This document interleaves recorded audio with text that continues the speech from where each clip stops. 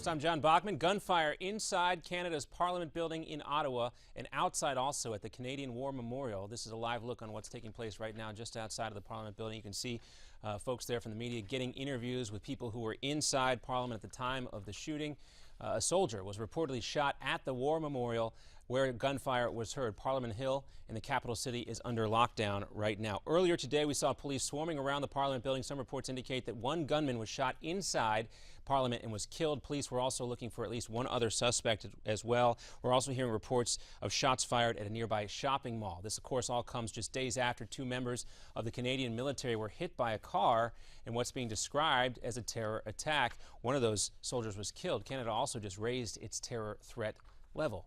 As we of course just heard, we're also just getting this report in here now too. The Canadian military, all Canadian military installations are now closed to the public. That according to the CBC. Of course, you can always stay with Newsmax TV and Newsmax.com for constant updates. And for a Ohio man, finally a taste of freedom after he was jailed in North Korea for having a Bible. This is Jeffrey Fowl arriving in Ohio earlier this morning, being greeted by his family in Cincinnati. He'd spent the last 6 months in a North Korean prison on charges of evangelizing because he left a Bible in a nightclub. The State Department says Sweden played a crucial role in negotiating Fowl's release. Two other Americans are still being held prisoner in North Korea. In court today, the Indiana man accused of killing 7 women, 43-year-old Darren Van, did not say anything during his short hearing today. Right now, he's just charged with one of those murders. Her name, the victim there, Africa Hardy. The 19-year-old's body was found on Friday. Her mother looked back on her life and what she dreamed about. She wanted to be a music engineer. She wanted to sing. She wanted to write. She just wanted to touch people. She wanted to help people. And I guess she has now. Well, police say Van has confessed to several other killings. Those bodies were found in abandoned buildings around Gary, Indiana last weekend.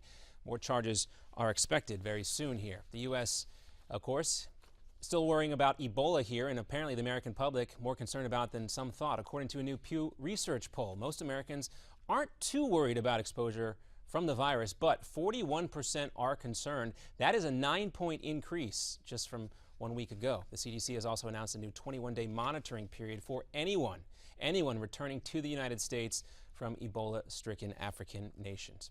Well, Social Security benefits will be creeping up again next year for American retirees. The cost of living increase just announced today. It will be 1.7%, the third year in a row that it's been under 2%.